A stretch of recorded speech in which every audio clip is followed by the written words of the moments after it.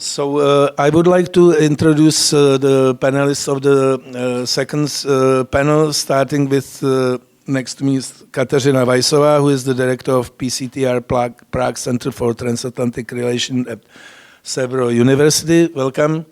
We have Jan Švejnar, professor of Columbia University and also initiator and founder of CERGE, Search EI, very important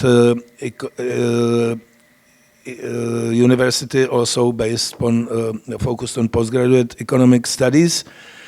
Welcome, Jan. He is also a former presidential candidate and other things. I would like to welcome Ondřej Jonáš, who is a musician, and in the 70s and 80s he was also a translator of American films, etc., and also journalist for AP.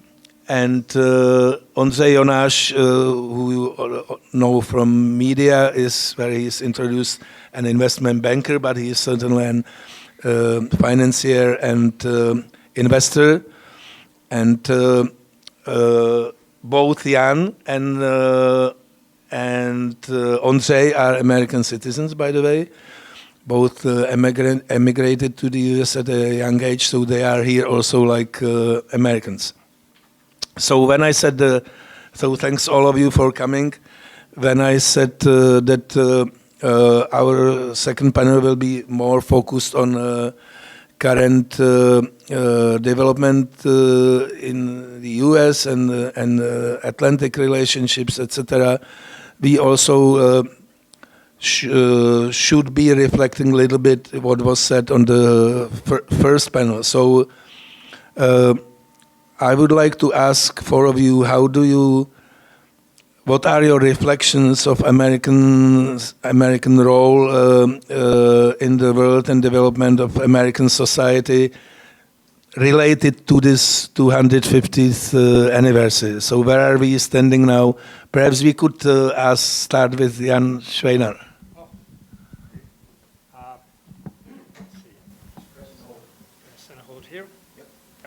Yeah, it works. Okay, well, let me start. I went to the United States when I was 17, so I'm a mongrel or hybrid or whatever you would call it, Czech and American.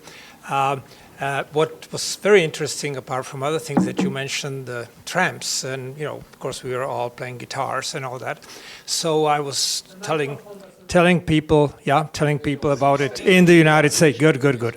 Telling people in the United States about it, and they took me aside and said, listen, here the meaning is a bit different, If somebody tells you that the lady is a tramp, she's probably not a lady. So it's a kind of a different meaning that we have here, and that in many respects, is in the United States in particular context. But yeah, let me get to the topic. Look, I think it depends how long a horizon you have. If you go back 250 years, it is amazing. We already heard in the first panel the political and social and other ramifications. So let me just add to it. America emerged as the greatest economic power in the world. From a small country, small nation.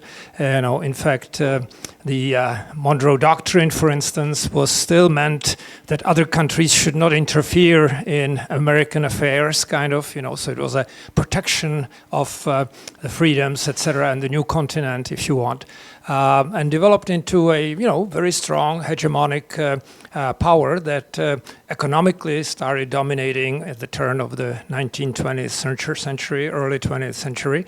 And in some sense, the world was lucky that it was a very liberally oriented, freedom, democracy, human rights oriented country with a lot of problems. So there is no question that America always had, major problems.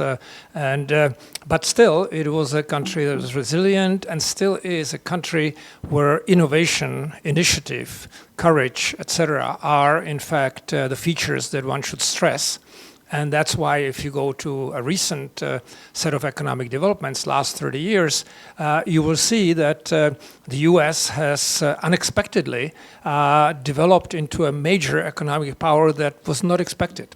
Here we were in 1990, thinking about transition and all that, from communism to democracy, central planning, from central planning to the market. In the world, people were saying, well, look, Europe and Japan have pretty much caught up with the US economically, and where are they going to overtake the United States? In which sectors, which areas, which firms, right? Number of the largest 20, 30 firms were European firms, right? You roll forward 35 years, no European firm is in the top 20, well, except for the luxury LVMH, no technological firm.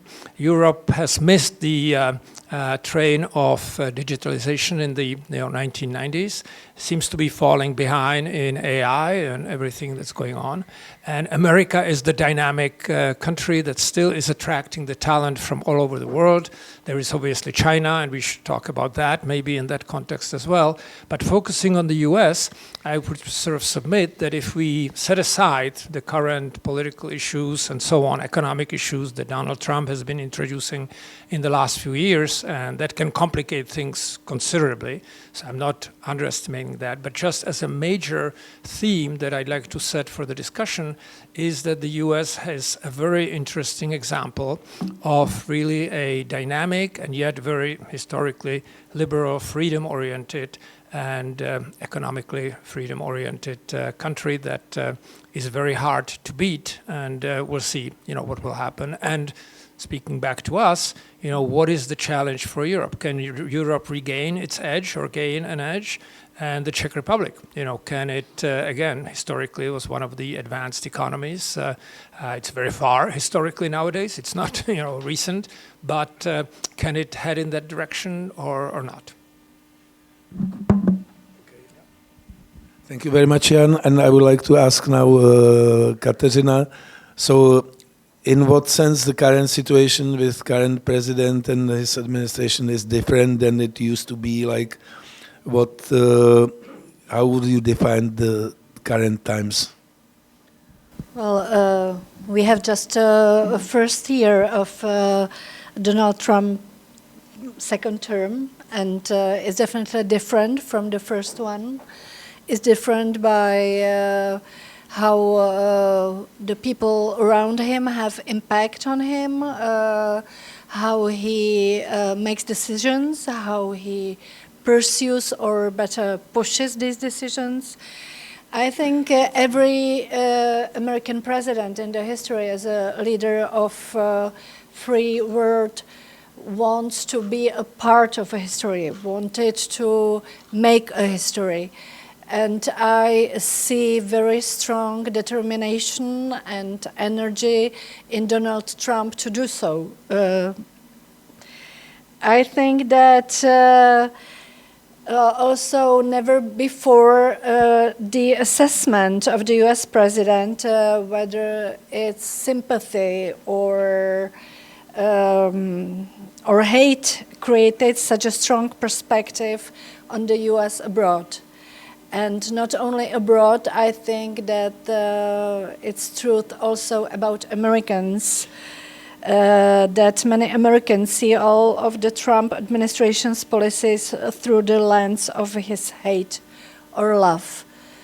I think there is also much deeper gap than ever before between US and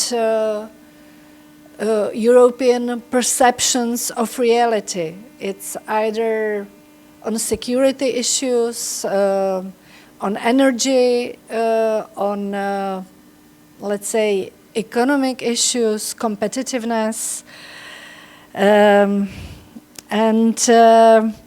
I feel like European leaders lost confidence and content to play on the international scene. Europe doesn't have any real capabilities and weight right now. And sometimes I feel like they just sit on a bench, comment, recite the moral slogans and sometimes just clench their fists in desperation. Probably too provoking opening from my side. Thanks. Ondřej Jonáš. Thank you. Unlike Jan, I was 12 years old when I came to the States. And what I remember is my first job when I was, I think, 17, getting my paycheck and it being reduced by, if I remember correctly, 15%. And I flew into a rage and I said, who dares to tell me how they will spend my high-earned money? Better than me. Now compare that to almost 50% tax on labor in this country, and the meaning of pursuit of happiness, which was so eloquently described by many of the speakers in the first part, that's really the essence of it. And what Jan Schweinar mentioned, the innovation and the drive to do better, is really what defines for me the essence of the US system. And I recall very well one of my mentors when I went to work in Washington, D.C. said, Andrew, really society has only one problem, and that is how to stimulate innovation and how to use the profit motive in a sensible way to come up with all the inventions that we today talk about, whether it be AI, quantum computing, and all that springs from it. Because the last 20 years, really, the difference between Europe and the US is, what, 30%, Jan? Something on that order. My current interest is mostly focused on the transition at the Fed. You may have noticed that Trump does not like the current head, Jay Powell. In fact, just yesterday he said that he wants to fire him, and if he doesn't leave by May 15th, that's really what should happen. And Kevin Warsh has yet to be interviewed by the Senate. He has to first be confirmed. He's been nominated by the president, needs to be confirmed by the Senate to be the head of the most important central bank in the world, the US central bank. Economists are usually very happy with 2% inflation. Supposedly central banks aim for 2% inflation. The way I look at it is that after 20 years at 2%, you have lost 50% of the value. And in fact, the current inflation rate of somewhere between 3 and 3.5%, and we could talk about, core inflation and headline inflation and so on, and it's somewhat BS, but at 3.5%, in 20 years, the price level goes up by 100%. So I just mentioned this because when I see 10-year borrowing rates for governments, in the US Treasury borrows at 4.3%.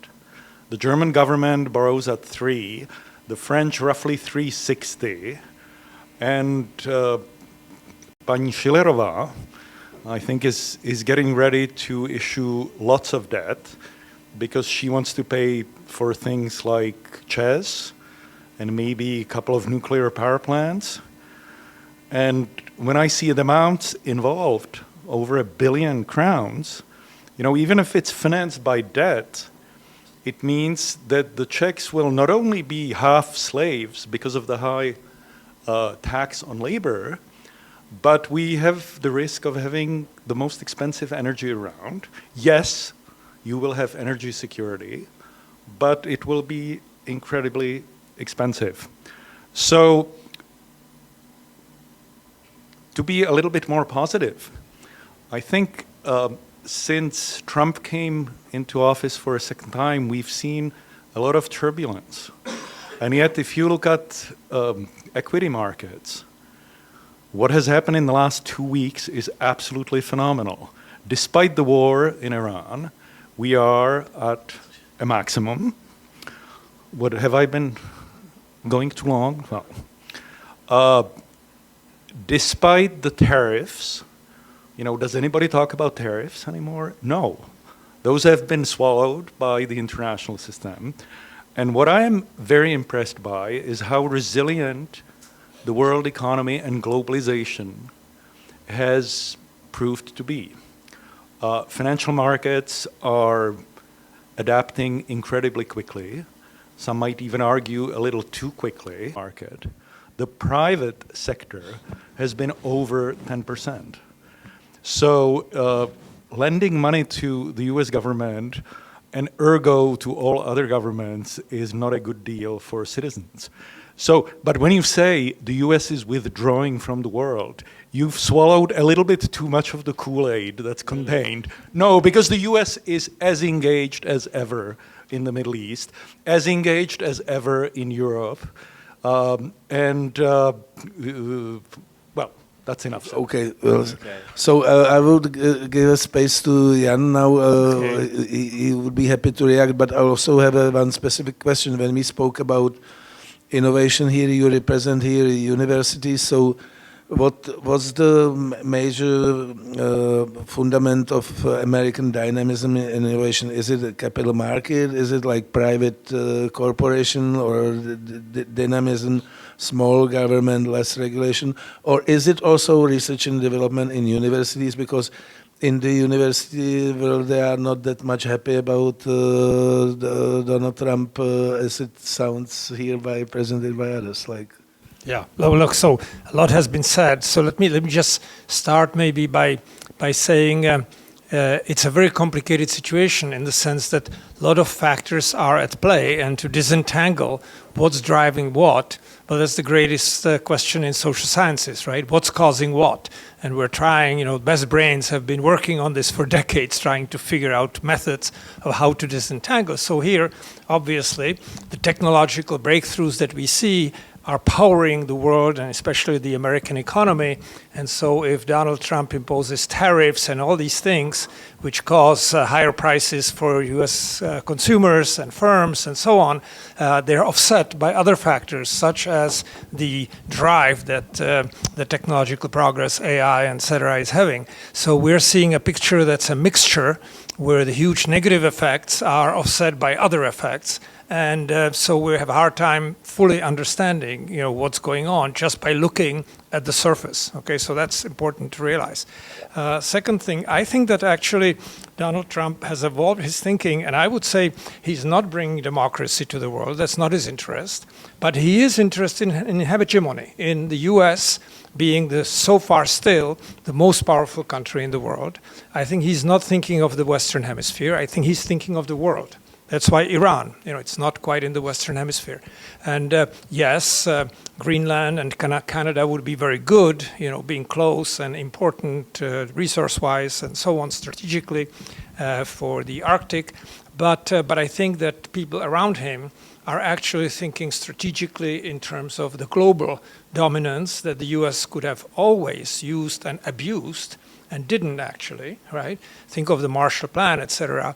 What the US did was to make Europe economically strong, seeing benefits from trading and having a world that was similar in terms of makeup, philosophically, politically, economically. He doesn't see that. I think he sees it as adversarial, and he's not kidding, he's not joking when he says that the EU was created against the United States. The Americans created it after World War II, the beginnings of it, but he sees it very differently. So I think we have to realize, we have a person who is at the helm of the most powerful country in the world and can have huge consequences, and many of them are not fully predictable. And so that's a special type of uncertainty. If you think about uncertainty historically, it's kind of fluctuations around a trend, right? Cooperation in the Western world, economic growth with ups and downs and so on. But everybody was moving more or less in the same direction. The adversaries were not, Russia, China, Soviet Union. But now you actually have uncertainty where the US may be heading in a totally different direction from the rest of the Western world, Europe, and so on, right? So that's a very different type of uncertainty. You now have actually not just fluctuations around what you know and can expect, you now have possibly very divergent views and ways to go about it. Yeah, and there hasn't been a war between Europe and the US over Greenland, but, you know, it got pretty testy, right, at some point. I think that he is not completely crazy, but I think that you know, he does have ideas which go very much counter to what most of people in the Western world have been used to. So that's that. Now I'll come to the universities, since you asked me. I think that many of his measures and steps within the United States are actually counterproductive to US productivity and primacy. Immigration itself. I mean, the US has benefited economically from the huge immigration, even from Latin America. If you talk to farmers who are harvesting apples on the West Coast, I mean, those are all people who were immigrants, many of them illegal, right? So the US labor force is not growing the way it was growing. It's actually very serious for many, many sectors of the economy. Coming to the universities, what has driven, in many respects, from the fundamental point to the applications, American primacy, was actually a very well-developed, very efficient system of research based at mostly universities. Okay, universities in the US are research institutions. We also teach, and we have to teach well, but we are researchers, we're scientists, right? That's what we are. We're not just teachers. So the European concept of a professor being a teacher, that's far from what we are. We are, you know, out there to have to develop new things. We have complete freedom to do what we want, but we have to be excellent. If we are not, we're gone, right? So it's very tough, and fundamental basic research needs government resources. Applied research could be financed by the private sector to some extent, but basic research will not. No firm will give you money for something that may not pan out or will take 100 years before it bears fruit, right? So the fact that he is cutting back seriously on research at the highest level through the agencies, foundations, government foundations, so on, may have very serious effects. So far it's been short-term, and there are zigzagging kind of institutions. Universities are trying to negotiate and so on. Some are taking him to court, and this may, you know, pan out this way or that way. We don't know. But this is very hazardous in the sense that America may be losing its primacy primarily to China. And there is, by the way, great opportunity for Europe. If Europe really had the guts and determination and set aside money, you know, we did it for the Resilience Recovery Fund, Národní plán obnovy. If we set money aside and brought in the best brains from the US, Europe could just move forward dramatically, just like the US did before World War II. Right? That's how Institute for Advanced Studies, University of Chicago, Johns Hopkins University, all scientists who came from Europe all over the world, right? And I think Europe is not ready to do that. Yeah? So I think Trump is right that Europe is not capable of really moving ahead dynamically, and that's a big question. When Ondřej said that he's supposed to be the only Trumpian on the panel, it's not actually true. Kateřina is not exactly a Trumpian, but her level of tolerance to Mr. Trump is certainly higher than in my case, but I am just a moderator. But I would ask you a more complicated question. What would you criticize about Trump and especially his foreign policy? Well, so I was very brief in the opening remarks, so I didn't have opportunity to give you a long list of his accomplishments.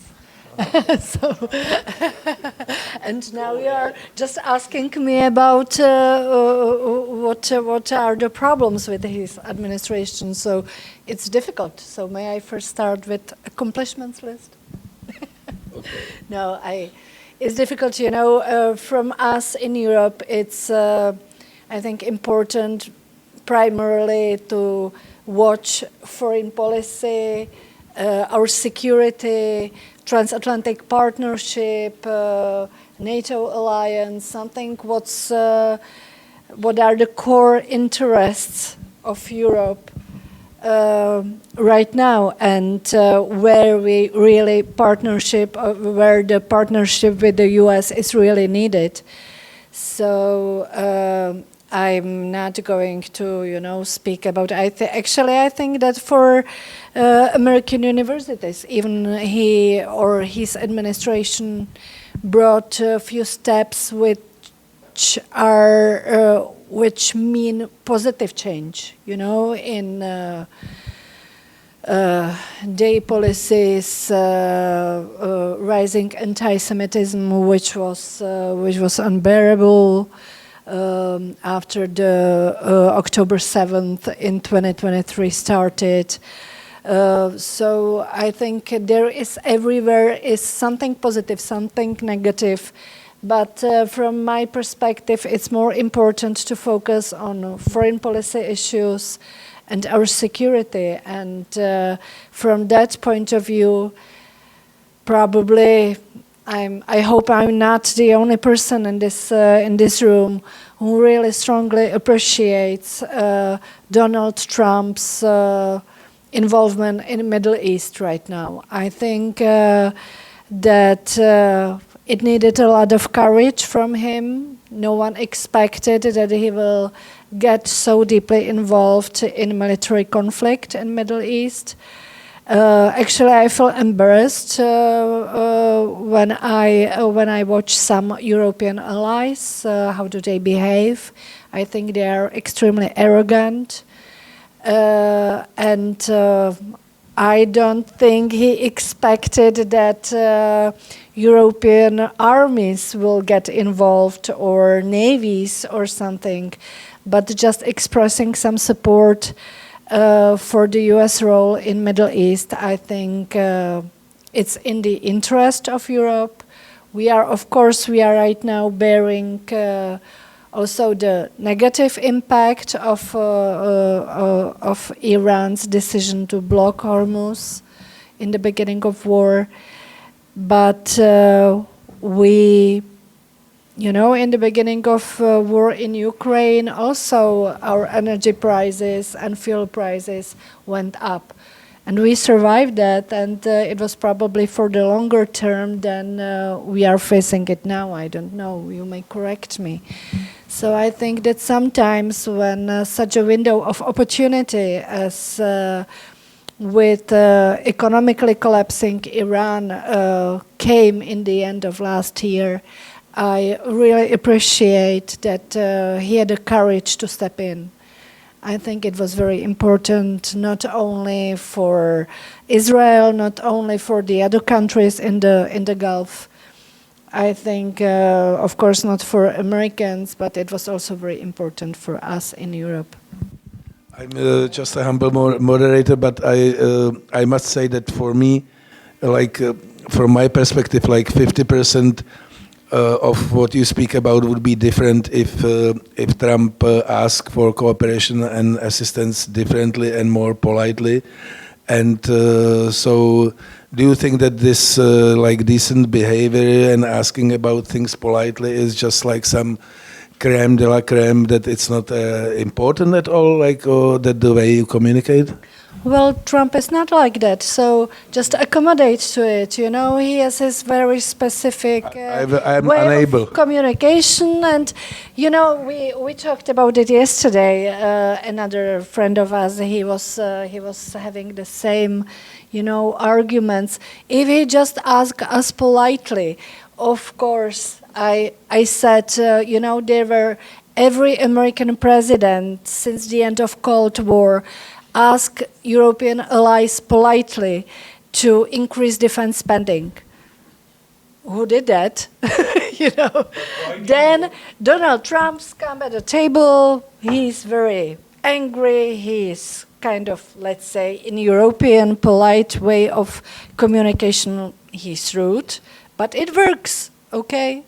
I have a question. Sorry, I am a moderator, but And what about me? What about me? I don't get to speak. Listen, gentlemen. I have to push back a little bit on and lady. no plural, and gentleman and lady. No, seriously. I have to push back on the American hegemony because I truly believe this is not going to happen. America is not going to rule the world of the 21st and 22nd century because it just doesn't have the people, the power. China is big enough to have its own turf, and so are other countries. And as much as now in the Middle East they have military bases here and there, and there's always Israel, etc., it looks like America is staying. But I believe that America is just tidying up. It's cleaning the world so it can join this huge New Deal that I believe is going to happen. And Europe has to hope that America manages to do that America manages to survive and keep its place in the world as one of the two superpowers, and will be its best friend. I think that is the plan. Okay, do you want to add something? I just wanted a quick reaction that, you definitely have been preparing for the new world order since your studies. So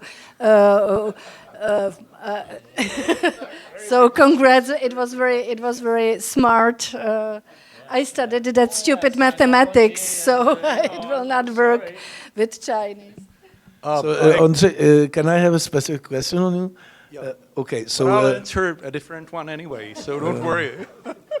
Well, aren't you afraid that when you spoke about innovation in the US, aren't you afraid that at a certain moment China would take over America as a global innovator? I am also myself doubtful because I believe that most of the best American innovators, like individuals, would end up in re-education camps in China or prisons because it's most of American famous innovators were like very basically dissidents, free thinkers, and who would be sooner or later punished in China.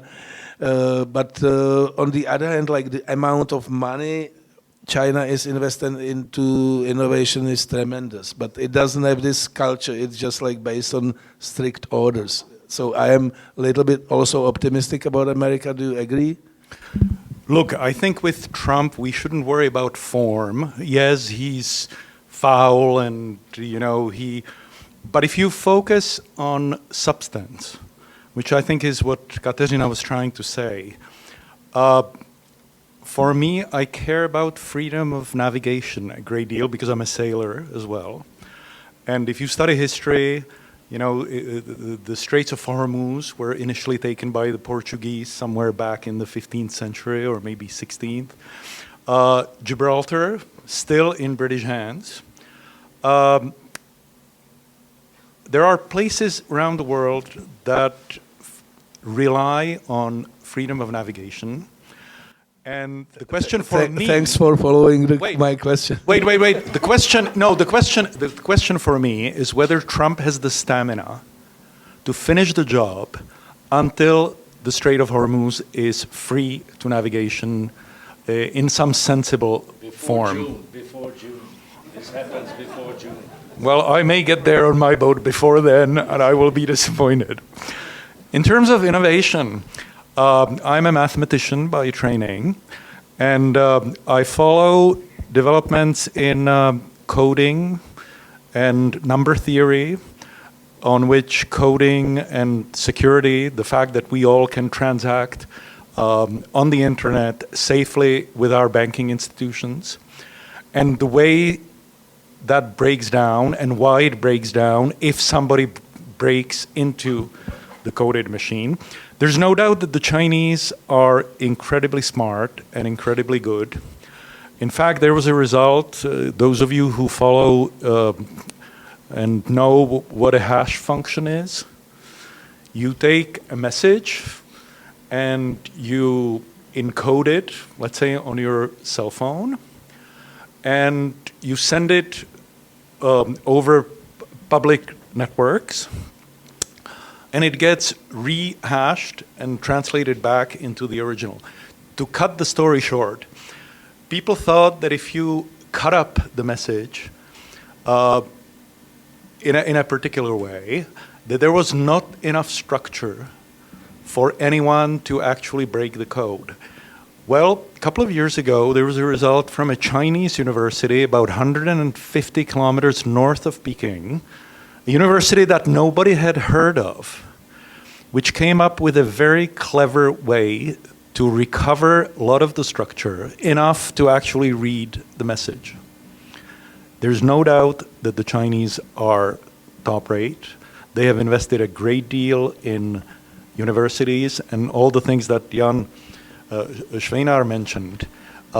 They realize that this is one of the key US advantages, that it has benefited a great deal from export from the European Union, from Europe, due to the 2 world wars and the lovely 20th century that Europe has presented itself.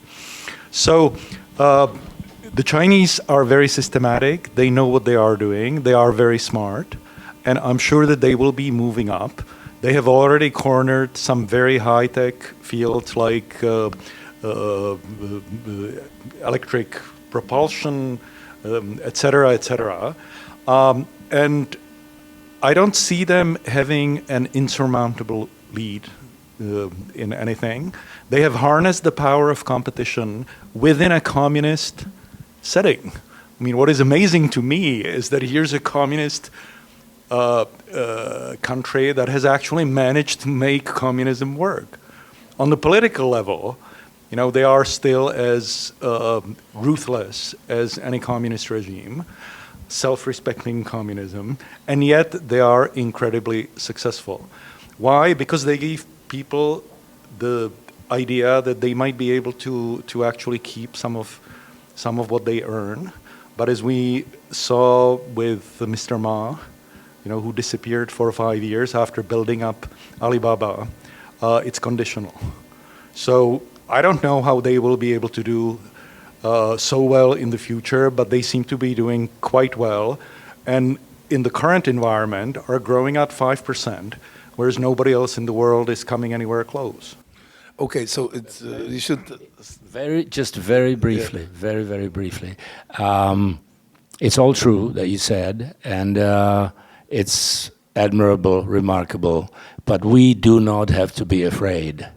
We sinologists, we know that China is not a really imperialist country by definition. China is Zhongguo, is the country of the center. And historically, it has not conquered other countries like the Mongols and other Asian folks. It always attracted other cultures to itself, to adopt their language, their culture, like, even Japanese. Half of their alphabet is Chinese today still. So what we have to worry about is so that we don't start speaking Chinese one day and dress like the Chinese. We should be afraid of that, but nothing else. Okay, so let's open it for some discussion. So do we have any questions? Thank you. If I can return to the first panel in just few sentences. There was a question about forgotten diplomat from newer period, and one more name came to my mind actually, and I cannot resist to name it. Actually, he is very famous actually, and very valued political scientist and diplomat, but his appointment in Prague is completely forgotten or almost forgotten, and this is George Frost Kennan. He even published a book from Prague after Munich, and I have to say that it's a shame that this book is even not translated in Czech. Thank you. George Kennan was a major personality, indeed, yes. Next question.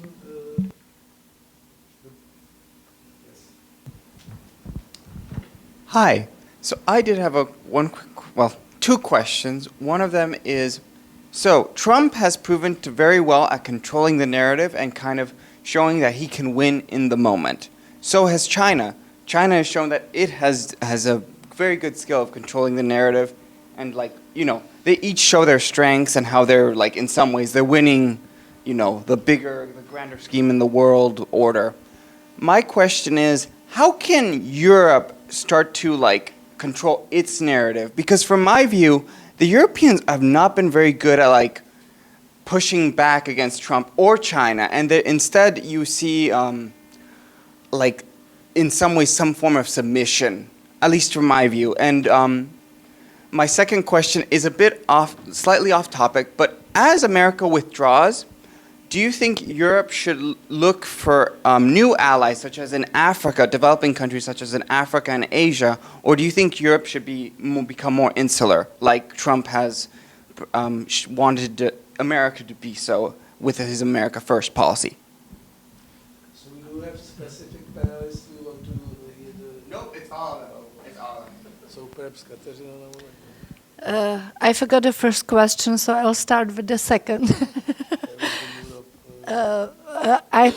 I think actually Europe is not able to articulate clear narrative, clear purpose, or like of where it aims, what it wants from, you know. And this is very disappointing from my point of view. Actually, your question, where to find new allies, I don't think we are able to, you know, it's not alliance with African countries. It's not alliance.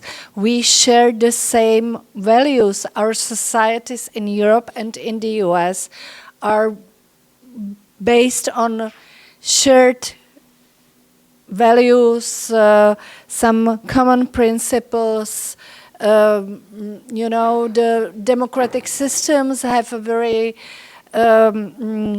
same basis, and I think understanding was the same between US and Europe, and I hope it will sustain these turbulent times. I don't think NATO will collapse in coming years. I think probably US may be more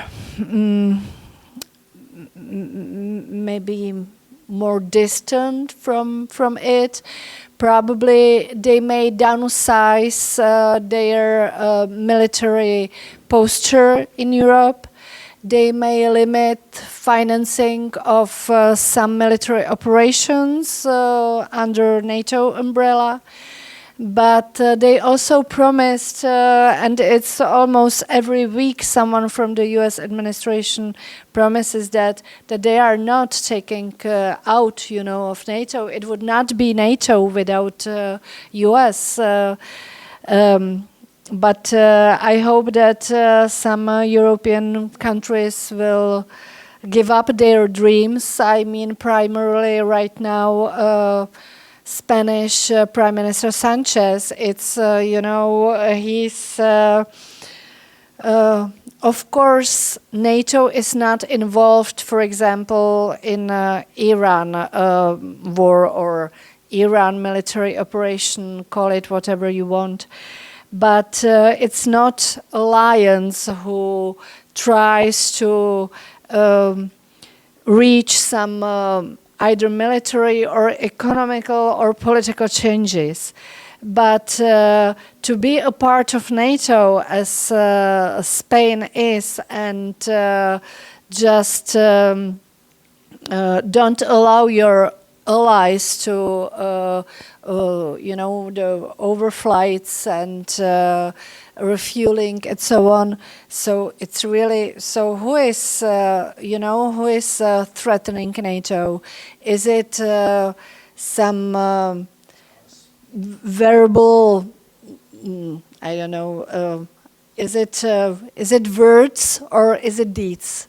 And I see more deeds from European countries or acts from European countries than words from US administration.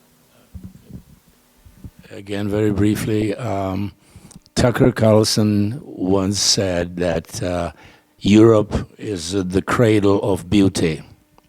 And I do believe that is true. If you look at this room, this town, this country, this whole continent, it's so beautiful.